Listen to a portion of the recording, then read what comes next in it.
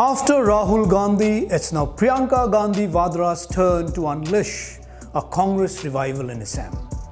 Though there are many questions about the revival itself, but that's fine. In G Plus today, we go to the drawing board of the Congress policy and explain what Priyanka brings for the Congress party in the state of Assam.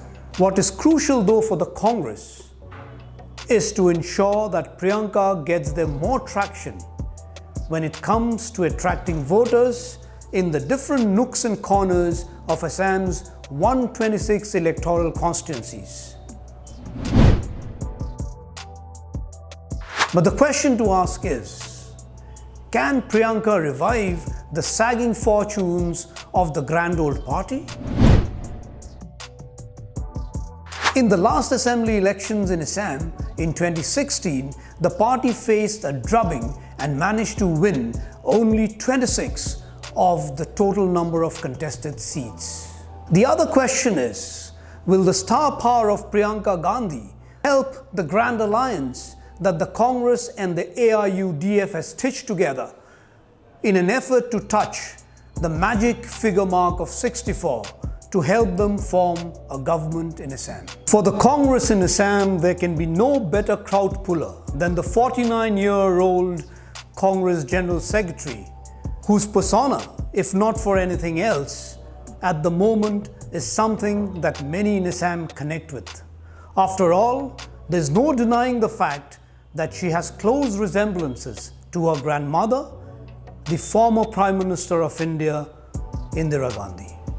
Apart from the local faces that are part of the Congress's campaign plans in Assam, presence of national leaders have always been part of campaign strategies in state assembly elections across the country.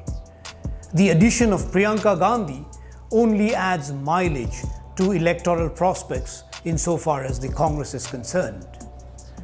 But given the campaign strategy this year, it appears that we will get to see more of Priyanka Gandhi as compared to her brother Rahul Gandhi. After all, the Congress will be up against election campaigns of the BJP, which will be led by no other than the charismatic BJP leader, if we may like to put it that way, the Prime Minister himself, Mr. Narendra Modi, and the Home Minister, Mr. Amit Shah.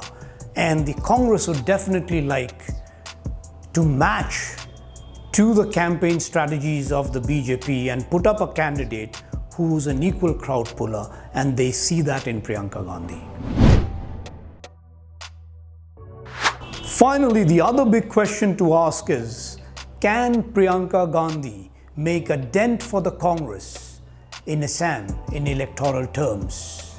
Our snap analysis at G Plus shows that while she has managed to pull crowds at her rallies or wherever she's gone, but that has not necessarily translated into votes.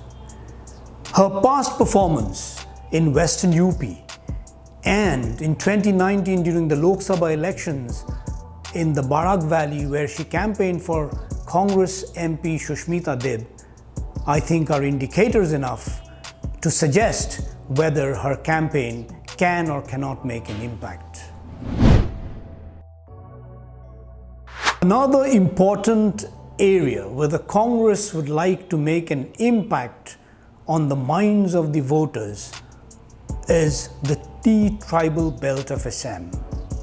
What used to be a Congress bastion at one point of time has now gone to the BJP. The Congress, therefore, perhaps would like to revive its position and the way people of the tea tribal belt has voted for them in the past. That is a large chunk of the vote in Assam.